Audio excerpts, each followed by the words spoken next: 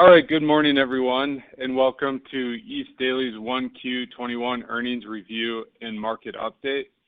This is Rob Wilson. I will be your moderator today as we check our work as far as how we did with our out of consensus or high variance cash flow calls for the first quarter of 2021. We will also cover some topical issues, both from macro and company-specific impact as far as operational risk factors that have impacted certain companies more than others during the quarter. On today's call, we will start with a 30,000-foot view of the commodity markets overall by assessing where we are with prices, rigs, and flows. And by flows, I really mean sample volumes we monitor to assess plant inlet volumes on a real-time or near real-time basis at the G&P asset level. Then Taylor is going to hit on some things we are seeing in the Permian, and AJ, Jared, and Zach will talk about our 1Q21 hits and misses as far as the out of consensus or high variance cash flow estimates I referred to earlier. Finally, we'll hit on some themes that came out of the 1Q earnings calls that merit mention, and some of which will impact rest of year cash flow outlook. I am pleased to have on this call with me analysts from our capital and commodity market teams, including Jared, Zach, AJ, and Taylor. The guys on the phone have experience and expertise in G&P, liquids pipes, gas pipelines, and Taylor has us covered as the required geologist on the call to keep us data and financial analysts honest. Before we get started, a quick reminder of who East Daley is. As laid out on this slide in our overview and methodology, we know that you don't always have time to research assets, monitor your competition, and conduct due diligence on investments. East Daley Capital is specialized in dissecting operational risk. We can help identify the few things that matter the most for company earnings expectations, and we bring that most relevant data to the surface. Through our research, we have built the largest asset database of U.S. midstream sector assets and offer access to capital and commodity market experts through both our subscription and our advisory services. East Daley is also in the process of collecting and analyzing data for wind, solar, and hydrogen assets. Wind and solar data will be available soon. If you have any questions or interest in that data set, please contact sales@eastdaily.com for more details. So with the introductory slides out of the way, let's dive into it. We do like to start at a high level. While midstream assets are at their core a function of volume and fee or price, the future earnings power of both of those variables are often heavily influenced by the commodity markets. So let's start there. And on this slide, you're seeing the historical and forward curve for WTI crude, Henry Hub gas, and Mont Belvieu, the weighted average NGL price per gallon. Commodity prices, as you can see, have indeed increased significantly versus a year and even a quarter ago. And as you can see, the forward curve lifted significantly for liquids prices. The blue line is 1 quarter ago, the gold line is 1 year ago. And the difference between where we were a quarter ago and now is pretty significant. In fact, when we published our annual midstream report, Dirty Little Secrets, in late 2020 and early 2021, we did run a high, or a quote, high WTI price case, assuming a sustained $60 crude price environment, which at the time seemed like a high case. This is when crude was hovering more around $40 per barrel. The curve is indeed backwardated, but doesn't really go below 60 until 2023. In Dirty Little Secrets, one thing we highlighted is where the midstream sector would require capital investments first, or where you might see some infrastructure constraints in a sustained higher crude price environment. And the first place we saw a need for additional midstream infrastructure spend in this higher priced outlook was related to gathering and processing assets, specifically in the Permian. Taylor will talk about the need for more G&P infrastructure given our current production outlook under this current price environment.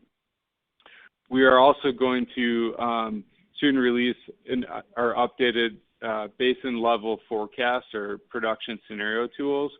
And one side effect of these higher liquids prices is more associated gas production, which will reduce the need for higher production out of gas-focused plays like the Northeast. So I would bet our forecast in the Northeast comes down accordingly based off of these higher liquids prices.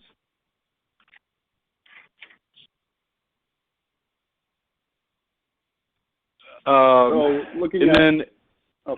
yeah, go ahead, Taylor.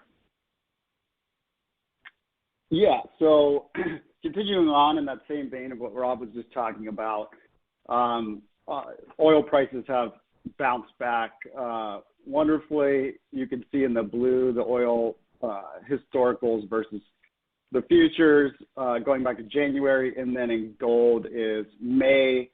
That has had a direct impact on E&P operators, and we've definitely seen an uptick in rig activity, in particular in the Permian. But we've also seen some decent rig activity in the Eagle Ford and Anadarko as well. Most of these rig adds have been on the private side. The public operators are holding pretty steady to their guidance that they gave at the beginning of the year, guiding to capital discipline, flat or perhaps modest growth. So we might have seen a couple of rig adds from them. It's mostly on the private side. We are forecasting, however, at the beginning of next year, another little bump in rig adds when some of those public operators do ease up a little bit and look for a little bit of modest growth. So on that figure on the right, you could see the breakdown of the Delaware versus the Midland rigs in that increase that I'm discussing, and then that downward trajectory afterwards following the WTI price drop. And I guess the last thing I'd say, obviously, with increased rig activity, that's going into our models, pushing up what we forecast as our oil and gas NGL production forecast. Yep, thanks, Taylor. And one thing I did mention too is there's basically two factors that where this impacts midstream favorably, especially with the midstream focus. But one obviously is increased rig activity, as Taylor pointed out, and production associated with that. The other one is the companies like Targa and DCP that are more commodity sensitive or have commodity linked POP contracts. Targa is significantly hedged for 2021 and about 55% hedged for 22. DCP has more commodity price exposure with 21% of NGL production hedged in 21 and 15% of overall equity length hedged in 2022. So just forgot to mention that aspect of it too. And then Taylor did mention this already a little bit. From an absolute rig count perspective, most growth has come from the Permian. You can see that in the chart in the lower left part of this slide. And he also pointed out the growth in rig counts in the Eagle Ford and Anadarko. And interestingly enough, Uinta, which is buried in the Rockies line, there's been, I think, 4 to 5 rig adds there, which is somewhat interesting. We have not seen a bump in rig activity in the Bakken. That's remained relatively flat.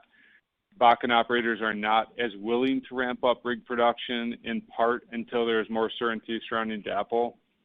But and ONEOK has talked about this as the big midstream operator exposed to the Bakken, that there's a big DUC inventory in the Bakken, so operators don't really need to drill to produce. I think ONEOK has stated you don't really need to drill new wells in the Bakken until late spring, early summer, just due to the inventory of DUCs. And Jared, when he talks later, can correct me if I got that point wrong. On the right-hand side of the slide, you can see that Energy Transfer and Targa benefit the most from Permian rig adds. Pioneer, Double Point, which are now one and the same just because they closed on that transaction, I think May 4th or 5th. And Endeavor are the operators adding most rigs on Targa's Midland footprint. This is where Targa is adding a 200 a day capacity Heim plant and announced on their 1Q earnings call another expansion in the second half of 2022. We actually modeled in another unannounced expansion 1Q23, so they see a more imminent need for increased capacity than we had ahead of the quarter. They slated that 1 or 2 quarters ahead of us. It is worth noting Pioneer completed, like I said, its acquisition on May 4th, and the one really interesting thing there is DoublePoint entered into a 15-year gas gathering and processing agreement with Pinnacle Midstream 2, servicing Midland, Martin, and Glasscock counties. This does inject some risk to Targa since its West Texas system sits in those same counties.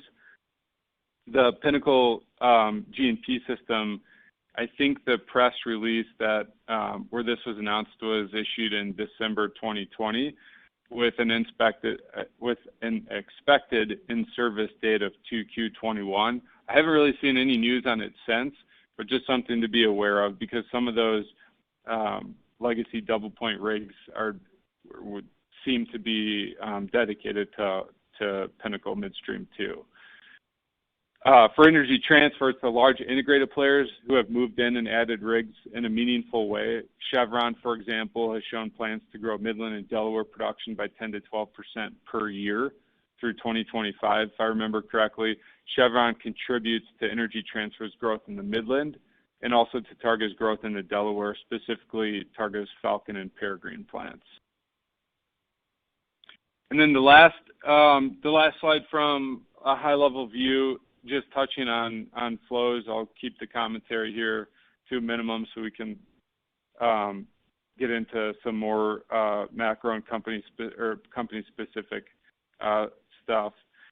We do track plant tailgate volumes that intersect with interstate pipeline meters to get a read on basin and specific G&P system volumes on a near real-time basis.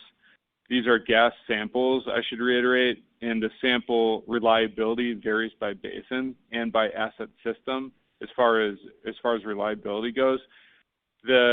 What the data shows us so far through QQ is that volumes in the DJ and the Anadarko have rebounded significantly, benefiting systems like DCP and West in the DJ. Just out of full disclosure, the sample coverage we have in the Anadarko is at about 60%, while in the DJ it's about 99%. The Permian, we used to have a better sample on a basin level, but with the Permian Highway gas egress pipe coming online for Q20, a lot of volumes moved off interstate to that intrastate pipeline, and we lost some visibility. It's still good for certain specific G&P systems, but because of that, I rely more on our Permian production scenario tool which shows a different picture than the sample data. In other words, it shows quarter-over-quarter volumes up 8%. So just something to note there. And with that Permian growth expectation, that's probably a good segue for Taylor to discuss, which is really an add-on kind of conversation onto what we wrote about in, like I said, Dirty Little Secrets, where we talked about investment capital spend opportunity in a higher price, higher growth environment. So Taylor, can you talk us through what that means from a G&P perspective in the Permian? Yeah. So again, more rig adds, more gas production, and so that the first place we see that impacting downstream, the first pinch point is gas processing capacity.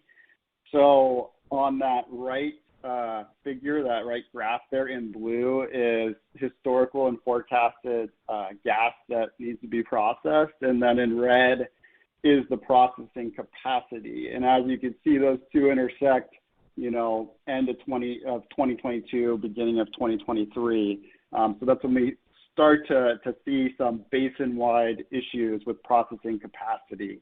So some G&P systems are going to be hit differently than others based off of this forecasted growth. So on the left-hand chart, we have it broken out by G&P system, and that next column is the processing capacity utilization.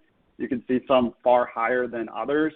And a few columns over, highlighted in yellow, you can see where some of these G&P operators have already announced expansions to keep up with the growth, and where we have modeled expansions based off of our forecasting and where we believe they're going to need them. And then also I have in there rig activity and who on the E&P side is driving growth on these systems. So a couple of things to point out. I think ET in both the Midland and the Delaware is really poised for growth with low capital investment. There's a lot of rig activity in both the Midland and the Delaware. And so we forecast a decent amount of growth. You can see ET Midland is at 79% capacity utilization, but they have announced plans for Permian Bridge where they're going to convert some existing NGL pipeline that they have to shift gas from the Midland Basin to the Delaware to alleviate some of those capacity issues. So we really think that they're sitting pretty to really see the benefits of that improved production with limited capital investment. The other one that sticks out to me, West, Oxy's been super active in the Delaware, on that Delaware Basin midstream system in particular. We do have a modeled expansion at the beginning of 2023, but they've got a lot of running room in the meantime with some impressive growth. On the flip side of that, Targa, and particularly in their Midland systems, right now we have their capacity utilization at 74%, but this is the most active G&P system in the basin. Currently, I guess as of May 10th, there was 33 rigs on the system. A lot of that's Pioneer Double Point. They're just drilling the heck out of it. That's fantastic for production growth, but to keep up with that, they've already announced 2 expansions, one at the end of 2021, and then one the second half of 22. And then we actually have another expansion modeled in 2024. So yeah, for them to keep up, they're going to have to invest some money. So a wide gamut of scenarios for these different G&P system operators to keep up with this gas processing capacity issue. Great, thanks, Taylor. And one thing I noticed too, I just looked at the data this morning. Like Endeavor has historically had 8 to 9 rigs, and then they dipped. I want to say it was like maybe 2 or 3. They're back up to 8 or 9 rigs today, so that's another one. Not as big of a driver, like you said, as Pioneer and Double Point, but the activity certainly is coming back.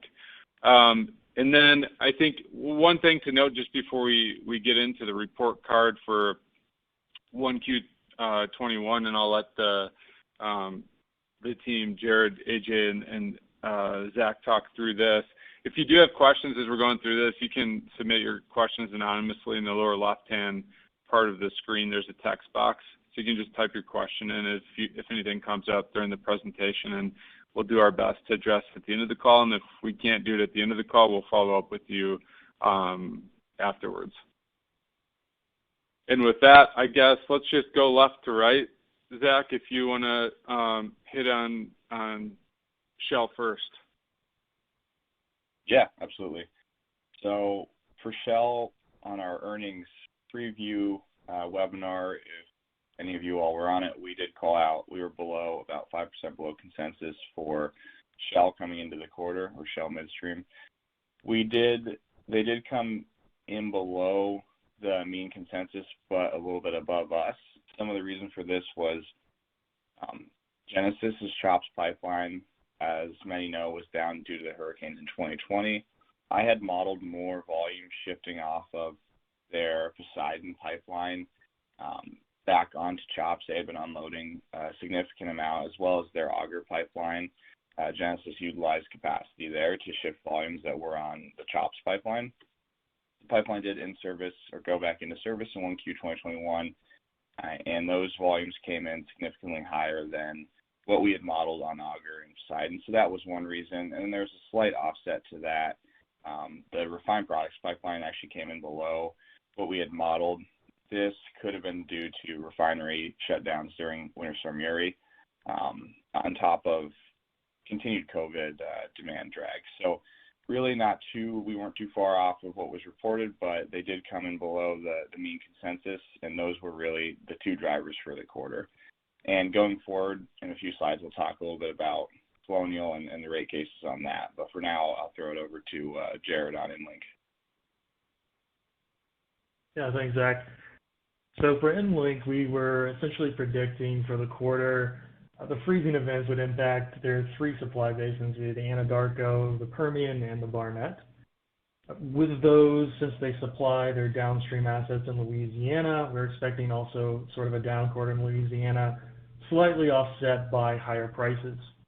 That all occurred, so there was definitely large impacts in Oklahoma, more than expected. Some of the pricing impacts, however, were more beneficial to North Texas. We also saw derivative exposure being reported in the corporate segment be shifted to the individual segments.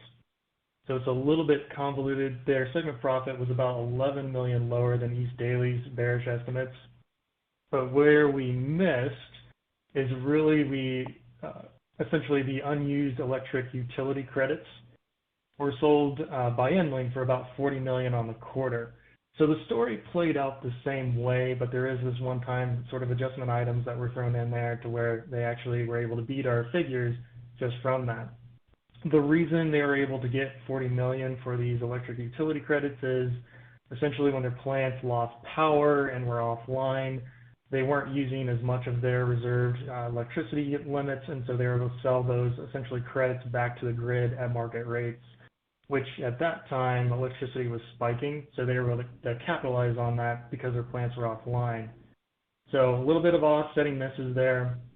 The story played out, but mainly because of these utility credits, they were able to at least offset some of those losses, and it wasn't as bad as anticipated, just thanks for the way those are set up. And with that, I will throw it over to AJ. Thank you, Jared. I'm going to talk about Plains first. So Plains came in line with kind of where we were expecting for the quarter, and we were 5% above street estimates. However, there were little discrepancies between where the segments reported and what we were expecting. Originally, I had called for S&L to be a little bit better, largely due to some data points that I was looking at in Canada. Good prices and for NGLs in Canada, which is usually a seasonally strong business for Plains, as well as steep drawdowns in Canadian LPG inventories. However, the company had way more hedges than I had anticipated, thereby just kind of limiting their market exposure to the run-up in NGL prices. So S&L actually came in negative $13 million in EBITDA, and we were looking for 25. However, that was kind of offset by what the fee-based segments did. So transportation and facilities both reported a little bit stronger, and that was really driven by hedge gains for power costs on some of their assets, as well as some upside from their natural gas storage assets, which I think is largely due to like higher terminal fees and so forth. But I think it was kind of a disappointing quarter for Plains in general. They beat by 6% to the upside, yet maintained guidance. So yeah, I think we're still slightly above consensus for the year, but yeah, just a little bit of a disappointing quarter for them. Moving on to EPD. This one came in well above where we were expecting. We were 5% above the street as well, and we were right on this as far as segments go. We were thinking that it was going to be the natural gas segment based on kind of what KMI was doing, like how we were thinking about KMI before we released our earnings previews and our models. For Enterprise, I was looking at the Houston Ship Channel price, I think the quarterly average was like $10, but like for that 7-day period, it was like $162.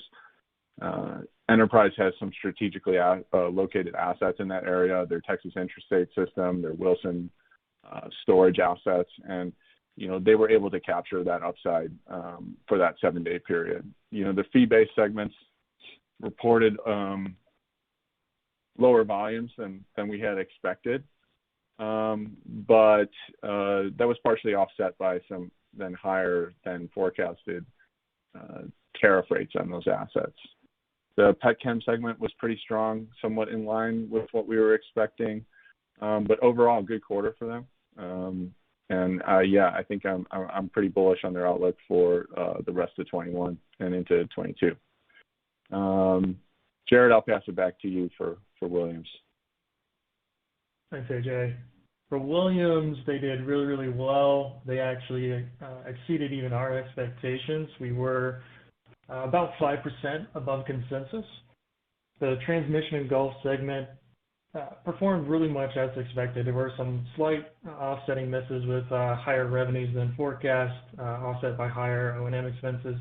Overall, though, with lower O&M expenses on the quarter from the 4Q to 1Q, that was realized. So there was a little bit more upside there, but we actually ended up nailing that segment as far as the EBITDA generation. For Northeast G&P, it did grow quarter over quarter as expected. There was some benefit from Blue Racer and increased ownership from that asset. It was a little bit weaker than anticipated just from some of the volumes, but overall the story played out. Where Williams did really, really well was in the West due to the commodity-based exposure there. Commodity margins just blew it out of the water. It was just an excellent quarter for them, see the expectations, and that's where the main variance was for our forecast. We also called in the pre-call, Williams would also receive benefits essentially from their upstream production that they had acquired through some bankruptcies.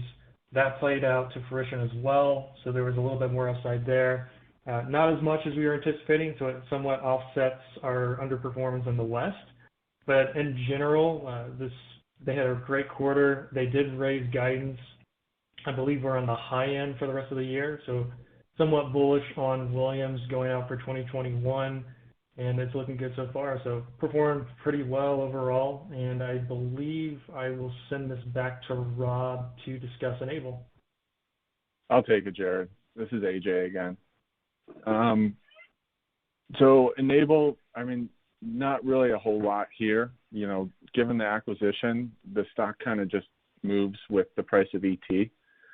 But if I just dissect the quarterly results a little bit, it's a similar story, kind of one-time upside from capitalizing on some higher gas prices, which they were able to monetize via their marketing and storage upside. I think we were forecasting about $12 million for the quarter, but Enable generated closer to $86 million. So that really drove the beat there. But yeah, once again, really kind of tied to ET. Rob, I'll pass it back to you, and then we can move on to Uri. Sounds good, AJ and team. Appreciate the follow-up on kind of what we saw heading into the quarter and then what actually happened. You heard a lot of the commentary for the names we just talked about having been impacted by Winter Storm Uri, whatever. I'm not going to go through the fine print on the right-hand side of the slide. That's for your leisurely reading. But the analysts have broken out specifically where possible which assets benefited from the market disruption caused by the winter storm. Mostly what we are seeing is 1Q21 earnings beats from marketing that have given midstream operators more confidence to guide higher for the rest of the year. Even companies that were negatively impacted, I think DCP said they were negatively impacted by going off memory, so don't quote me, 30 or 60 million. I think one of those two numbers. They maintained guidance for the rest of the year. That's really because of the second component, which is, and we've already talked about this, but the primary and secondary benefits of higher prices in the form of higher margin per MCF on commodity linked contracts and high outright volume expectations from heightened producer activity. So those are kind of the big themes that came out of this. I mean, most of these are one time, although you can clearly, or what it does demonstrate is that those with large integrated systems, even if it's just isolated to nat gas, like in Kinder Morgan's case, the large integrated systems are positioned well for market disruptions like winter storms. So yeah, it's one time, but in an environment where it's hard to build infrastructure and where we can probably expect disruptions, they're not going to be one time in perpetuity. These are companies that are primed to take advantage of those market dislocations or disruptions. And speaking of market disruptions, the winter storm hasn't been the only event disrupting energy markets. Zach, would you be able to touch on Colonial and kind of, I don't know, your take on I know the pipeline is back online, but your take on, potential impact on the quarter, and, is that the thing people should be talking about with Colonial, or is there other stuff more longer term that is more important to the pipe? Yeah, so, kind of similar to beats from the winter storm, although not a great situation for Colonial. It's good to hear it's back online. Guess I'll model that $5 million ransom payment in the OpEx line potentially. But, I mean, they don't have a lot of take or pay contracts, so just doing basic math, if it was down and they have it fully back up by Friday, I estimate about $25 million in full pipeline revenue. And there are a lot of owners on this pipe. ShellX owns 16%, and this trickles down to their cash distribution. So, when running this through our model, it's only about a $3 million impact to ShellX for the quarter. And really what's important for all these companies is their outlook into the future. So a lot of clients on the call might know, we've touched on this. Essentially, they're going through a rate case. They're challenging both their market-based rates and their fee-based rates for the pipe. All the shippers are. Reading through the rate case, we do assume that they have a rate cut. The decision got pushed out till August, so we have the rate cut coming in 3Q 2021, and it's about a blended cut of 18%. So, if you look at the graph on the right side, looking at 2019 compared to going forward, we do see the refined products recovering, but with that rate cut, it kind of stays below 19 levels. So that's really the important thing to look at with Colonial. The 1Q disruption hopefully doesn't happen again. Really focusing on that rate case would be for the long-term health of ShellX and Colonial. So that's kind of my take on that, and shown to the bottom of the screen for non-clients, this is just an example of how we break down some of these pipes. All of the numbers from the volumes to the revenues are scraped from FERC forms, so those are all actual, as well as, all of the OpEx, EBITDA, and all those lines. So this does allow you to take your own view if you want to adjust the rate differently. It flows through the whole model. And also you can adjust the volumes differently if you have a different refined product outlook demand than East Daley. So just want to show an example of how we can quickly pull off the shelf, scenarios such as this and other market-based events relatively quickly with our asset level models. One other thing I did want to touch on just for the quarter on ShellX, if for those who follow, Zydeco did sign a new contract for 1 year for $75,000 a day. We do have the rates on that as well. The Zydeco breakout is actually more inclusive than the Colonial. We have all the rates and contracts broken out by their 10-year and their rate. So that was good news for them as well. Also, the Mars project in the offshore, they are continuing to move forward with it. And then one note I wanted to make, in our previous model, I had ShellX helping with the capital expenditures on that project. They announced in their earnings call that Shell, their parent, is actually going to cover the CapEx, so it's just strictly upside for that expansion for Mars. So as anyone that follows, they are dancing on that one-times coverage line, so that was good news for them as well. As always, if you have any questions on the model or Colonial or Zydeco, just reach out to Sales at East Daley, and they can shoot that email over to me. Thanks, Zach. Heading into regulatory territory, let's talk briefly about a DAPL update. I know this one has kind of been beaten to death, but there still is uncertainty around it. So I guess what I'll do for this call is hit on the key takeaways. We have written, I think, 3 or 4 navigators providing regular updates as to what's happening with the pipe. What you see on the right-hand side of the screen is the cash flow impact by midstream company if there was a DAPL shutdown, because some companies actually would benefit, like Kinder, E&B, NewStar, for example. But clearly the losers would be Energy Transfer and PSXP if that were the case. Quick catch up, the United States Army Corps of Engineers clarified its position, stating no info has come to light to warrant a shutdown and that the environmental impact statement, or EIS, will be completed by March of 2022, and that's what they said on May 3rd.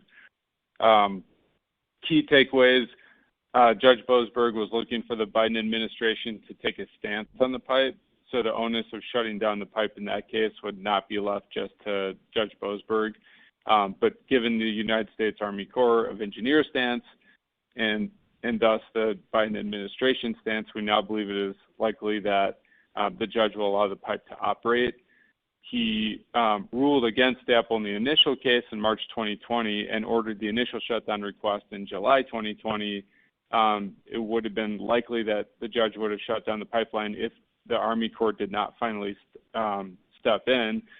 But the Army Corps, which historically has been bipartisan, basically, if Biden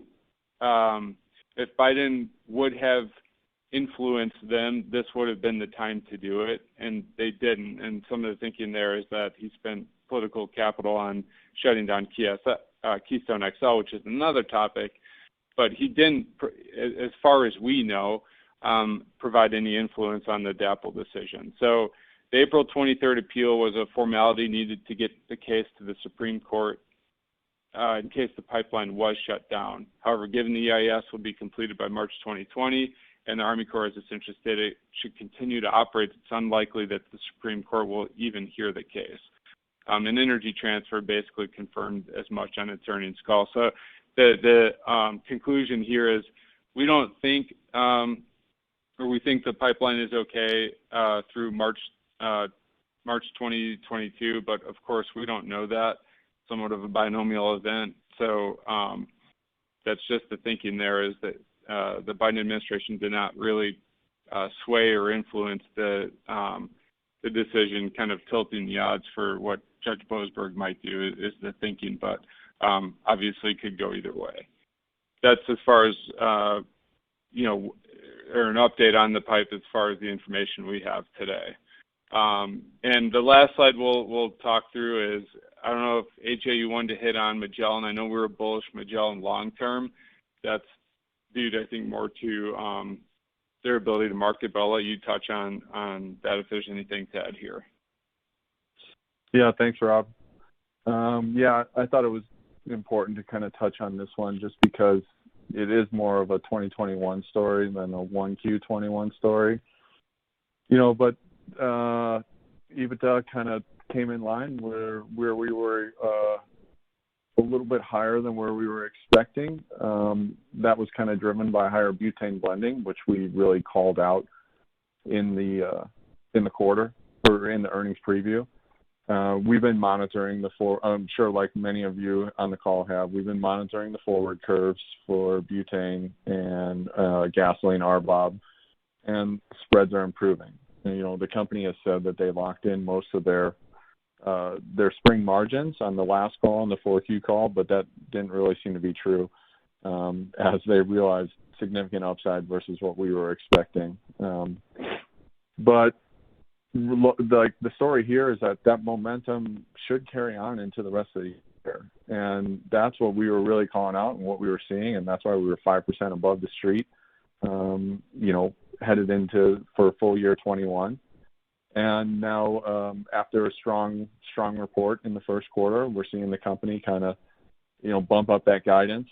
They're talking about new projects as well as small projects, small expansions into New Mexico for the refined products pipe and so forth. But yeah, I don't really see any of the fundamentals that are driving our bullish outlook for Magellan deteriorating. If anything, they're getting strong. So yeah, that's really all I wanted to kind of hit on right there. Rob, I think with that, maybe we should have just opened it up to some questions, or focus on the key takeaways here.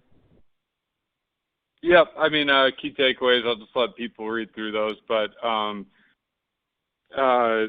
yeah, I mean, I think that's a good opportunity, AJ. Like I said, just open up the questions. If you do have questions, just type it into the text box in the lower left-hand side of your screen. Again, we'll anonymously read and address any questions we can, and for anything we need to follow up on, we will do that after the call. Rob, it looks like we'll give you a couple more. Yeah. It looks like Sure. we got one question about oil prices coming back, and how does that impact views for excess capacity and recontracting on Permian pipes? I can talk about that briefly while we give the rest of the audience a chance to submit some questions. Long story short, the situation is much better than where we were like in November or December when we wrote Dirty Little Secrets, and one of those sections in there we were talking about recontracting rates and why the recontracting rate is probably going to be sub $1. But things have changed. We hit on those first couple slides early on in this webinar talking about the forward curves. I mean, they're $17 to $20 higher than where we were a few months ago. That's driving rigs to be added at a faster rate, driving our production forecasts up, and therefore like filling up our pipes or egress pipes out of the Permian at a faster rate. So when we're thinking about crude oil egress out of the Permian, like let's just kind of exclude northbound. Structurally, they're kind of disadvantaged going forward. You have Midland basis priced at a long-term premium to Cushing, so you're not getting those incentivized barrels to flow northbound, especially since the curve is backwardated. But if we look at just kind of what's headed to the U.S. Gulf Coast, I mean, we're still overbuilt, but it's not as bad as it was. I think exiting 2025, our November forecast was somewhere around utilization rates of like in the mid 60%. Well, flash forward to today, we're at the 80s. We're at the low 80s, high 70s. Probably going to be in the low 80s after this newest production forecast run. And what that's doing is that's allowing Wink to Webster to fill up at a faster rate, which is the pipe that all these other legacy operators are going to have to compete with. They're likely going to have the cheapest rate exiting the Permian. And right now, given our forecast, we start filling up that pipe at year-end 24. So that should help relieve some of the pressure on the legacy operators there. Once that pipe kind of fills up, we'll see the other pipes start to fill up. We'll have more spot barrel shipments. And that should also put upward pressure on recontracting rates. So I don't think that the recontracting situation is as bad mid-decade as it was 4 months ago. It's not a sub $1 now. I'm more like in the $1 to $1.40 range here, just given the the current information that I have that I'm looking at. So I hope that answers your question. We got a few other ones that are coming in. Yeah, thanks, AJ. One other question we got in is basically we have seen more upstream consolidation than midstream. What midstream consolidations do you think are needed? So that's a really good question. I'll kind of answer that and kind of punt it. I think it's a tough question to answer on this call because we do see opportunity, and quite frankly, that's how our advisories our advisory business helps midstream operators in the space identify some of this. I can tell you from like an analyst perspective, I do think there are certain privately owned assets that that could make sense. I mean, I touched on one earlier in this call, right? Like Pinnacle Midstream 2 sits right next to Targa's West Texas G&P system. So that would be an example of like a bolt-on where it would make sense to, you know, of course, at a given price, it would make sense to consolidate the volumes from Double Point. But that's one example. The one thing I will point out too is like, if it's helpful to see how we think through some of this stuff, we did do a post-mortem that we sent out in a Navigator and a webinar on the ET Enable transaction. There was actually quite a bit of, you know, I don't really like the word, but synergies involved in those transactions as far as minimizing costs and increasing utilization for that transaction. As far as, but to answer your question on this call, I think there's definitely some private assets out there that are ripe for bolt-on acquisitions. You know, I think our advisory team would probably be better equipped to answer the questions as far as like what companies to, you know, would be well suited to merge.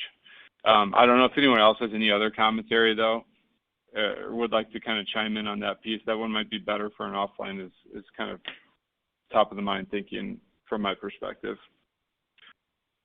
Hey, Rob, I can don't know, Zach. provide a few comments. Go ahead. Yeah, so we just saw EnLink buy essentially the Rattler Amarillo JV, just securing. So a couple things come to mind with some of this activity is a lot of these localized sort of G&P systems, you know, I think they're going to be at a disadvantage to someone who's more vertically integrated, say, I don't know, a Targa, a ONEOK, even, you know, Williams or something of that nature, to where they can actually take volumes at the G&P level and then provide long-haul transportation and then have downstream assets as well. There's economies of scale there. So I think when it comes to midstream merger or acquisition activities, what I would like to see is some of these more companies that are more localized in nature from a G&P is probably merge with someone who has a more long-haul takeaway just because of that reason. I mean, we have seen some companies comment that they can take rates pretty low, and if that is your sole, if you're a more private system or more localized, that can be somewhat detrimental to your, you know, overall profitability. So I think that needs to happen from an economies of scale perspective. I do like, as far as other sort of opportunities, is really just M&A activities surrounding securing upstream volumes and volume growth. We'll see a lot of, I think, growth over the Permian on the long run. So when EnLink purchased the Rattler Amarillo, they're really securing more volumes from Diamondback, and Diamondback has really their own long-haul pipes, essentially through their subsidiary of Rattler with, you know, Epic and Gray Oak and things of that nature. But overall, I think we are starting to see some more M&A activity. I would say that the Permian's probably a great example of where growth is going to be headed into the future. So hopefully we'll see more M&A activity there, just from a strategic standpoint of trying to secure upstream volumes. But I don't know if anyone else has anything else to add besides those acquisitions I mentioned. But overall, I think that's what I'd like to see. Yeah, time-wise, I can answer real quick, and we can follow up. I mean, you saw with ET Enable, I think basins that have overbuilt with a lot of competition where the producers kind of have the leverage, you could see more consolidation. Haynesville, there's still plenty you could see. I mean, Azure and DTE both said they're willing to spin off their assets. You've got Kinder, DTE, Azure, Atheon, EPD, Williams, all in that area. So, you know, wouldn't be surprised if we saw some of those smaller systems get scooped up by some of the bigger players in the basin. Similar thing with Eagle Ford. A lot of competition on processing gathering rates for the midstream guys, and for the most part, the producers have the leverage to go where they want. We've seen those rates and rate risk into the future. So both those basins, you could see consolidation to help with the, you know, the overbill that happened previously. Thanks, Zach. And I think you kind of, potentially answer another question too, which is outlook for the need for additional G&P capacity in the Haynesville. Would your short answer to that be you would likely see more or need more consolidation there than capacity expansions? So I would have to punt that to maybe Jared on the actual processing capacity versus the gathering capacity. But from what I've seen, yeah, I don't think we see constraints on the processing side, but I don't want to misspeak there. Yep, got it. So essentially that might be something we have to follow with offline, just to put that. So we don't have a production and constraint forecast necessarily bid out today, but it's certainly something we can do and maybe even scope out. Yeah. Okay. Yeah, we can follow up with that. I know we've got the data on it, so we can definitely follow up on that one. Let me just take a quick look at anything else to address. I know we're running up on time here, but let me take a quick look.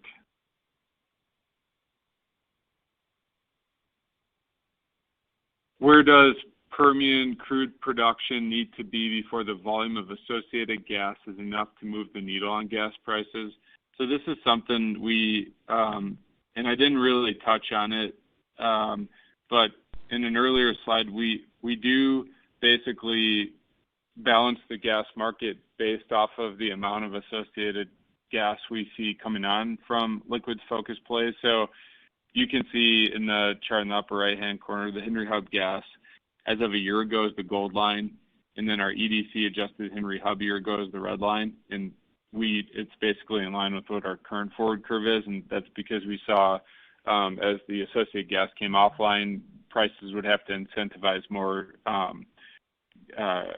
gas-focused play drilling, like the Northeast, Haynesville, and the Rockies. But with more associated gas coming online from higher liquids prices, yeah, I mean, you can see our EDC adjusted Henry Hub price in the futures. I mean, it's fairly in line, but slightly lower than the Henry Hub forward curve and the outer years of our forecast. So I'm not sure if anyone has anything else to add there, or if we didn't answer the question, that's something we can definitely follow up on. That would be my short answer to the question. And then let's take one more question, and then we can wrap it up just in the interest of time, and anything else we can always follow up after too.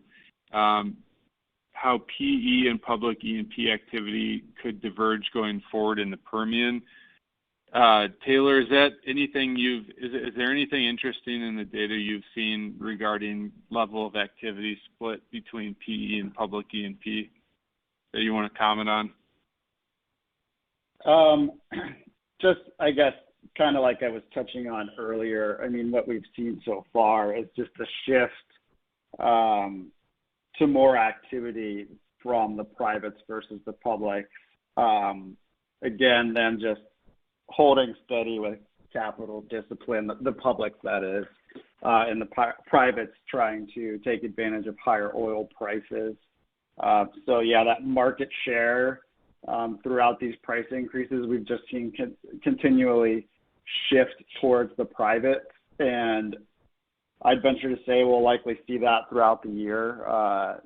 Again, maybe next year we see that shift a little bit back towards the publics, but yeah, it's definitely hard to say, especially with OPEC still holding a significant amount of oil off the market, and what they could potentially do if they put it back into the market. So yeah, I don't know if anybody else has anything further to say on that topic. Okay, appreciate it, Taylor. And then one other question, then we'll go ahead and put a wrap on the call. Could you talk a little bit more about the Uinta or Piceance?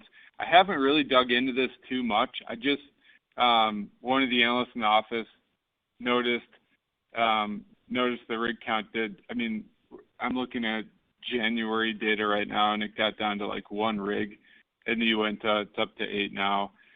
I'm not sure what that's about, but like EP Energy, Coda Resources, XCL, Elkhorn, Oventive, Finley, those are all companies that now have rigs in the Uinta. So I'd have to dig into those. Some of those are private, so it'll be hard to understand kind of what they're, most of them are private. So it might be hard to get, public investor decks as far as like guidance going forward, but those are the producers that have stepped up activity there. But happy to dive deeper, and if something that would be worthwhile following up on, then yeah, just please reach out to our sales team, and we can see if we can answer that question a little bit more specifically. But with that, I appreciate everyone taking the time today to join the call. And like I said, if you have any questions, just contact us, sales@eastdaily.com. And I hope you have a wonderful rest of the day. Thanks again. Bye.